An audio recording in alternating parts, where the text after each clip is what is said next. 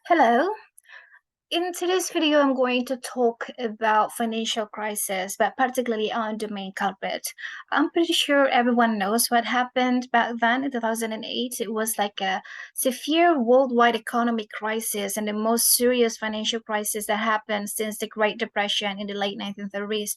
It was like a huge disaster because vast majority of people lost their job and many people suffered major losses and the trust evaporated toward governments. This even is also widely referred to as the Great Recession. So, as I mentioned earlier, I'm going to talk about the main culprit of this financial crisis. So, can you tell what was the main culprit of financial crisis in 2008?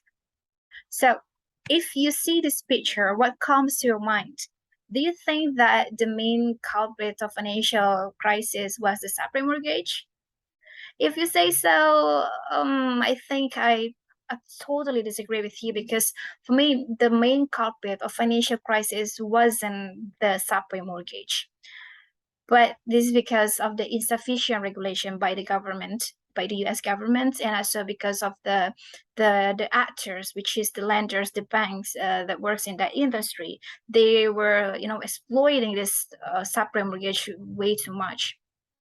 So, in order to understand about this financial crisis, this event as a whole, I'm going to explain about what subprime mortgage is, mortgage-backed securities, collateralized debt obligation, credit default swap, and etc. But before we deep dive into subprime mortgage, it's important for you to understand these two terms. The first one is derivative, and the second one is securitization. Yeah. So first, we're going to talk about the derivative. So derivatives is the financial product or financial instruments that derive its value from underlying assets. It could be from the intangible asset or the tangible asset. The example of intangible assets such as the mortgage loan, home loan, auto loans, student loans, etc. And example of the tangible asset like the commodities.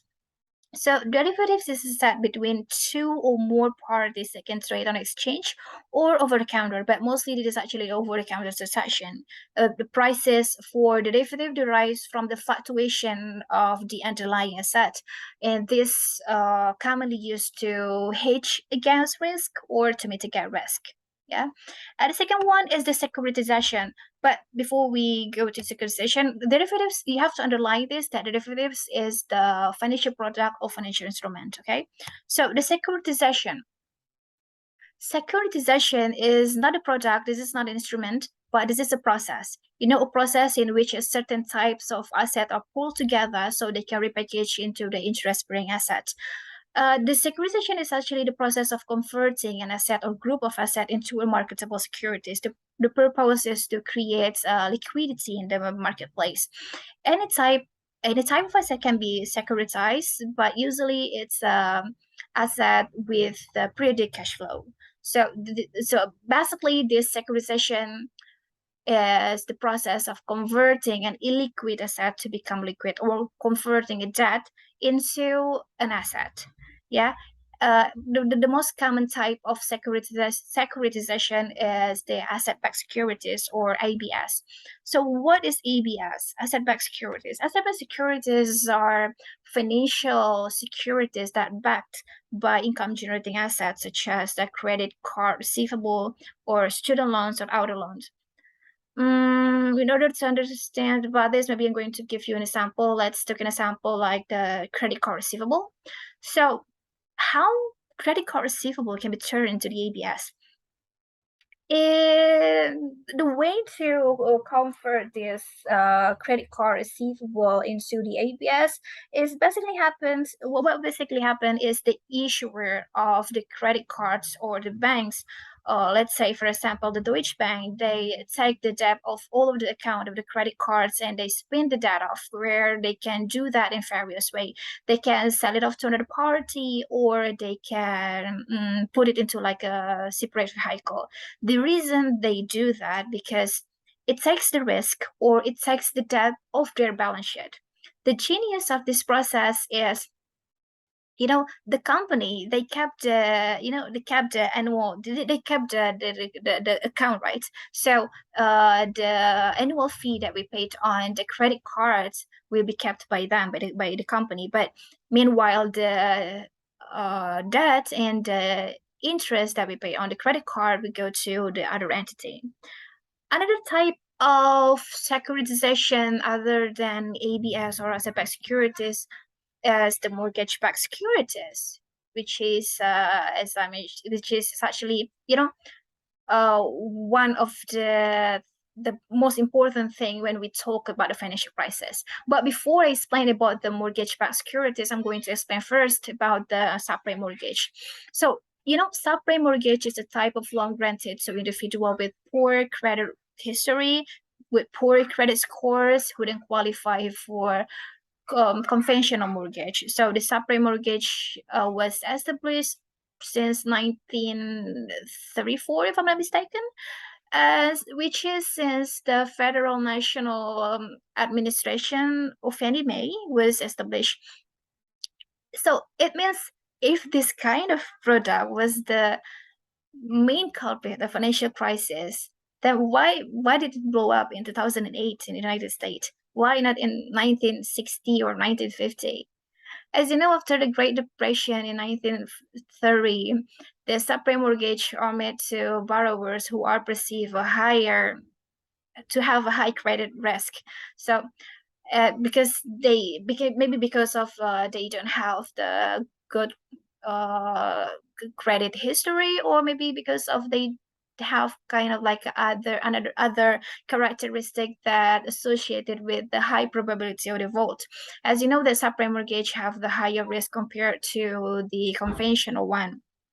But originally, this kind of mortgage was called prime mortgage, which is made for the individual for that have the good credit ratings. Yeah. And in order to protect, to avoid the bank that involved in this subprime mortgage went into default, the US government provide kind of protection scheme. So this protection scheme was made through the Federal Housing Administration, established under the National Housing Act 1934, by providing an insurance for the lenders or the banks against the possibility of default.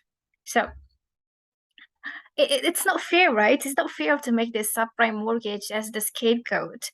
It's not just like, for me personally, the crisis happened was purely because of the US authority, because of the insufficient regulation at the time, and also because of the actors in that industry, which is the bank and the lenders, and also because of the overuse of the subprime mortgage and their widespread securitization. That was one of the primary factors that triggered the financial crisis of 2008. Yeah, as you know, this subprime mortgage experienced like a boom in 2005.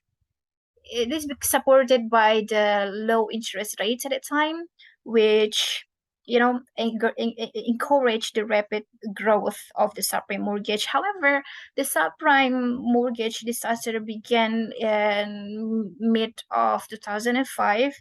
There was when there was increase in the interest rates, which led borrowers to default.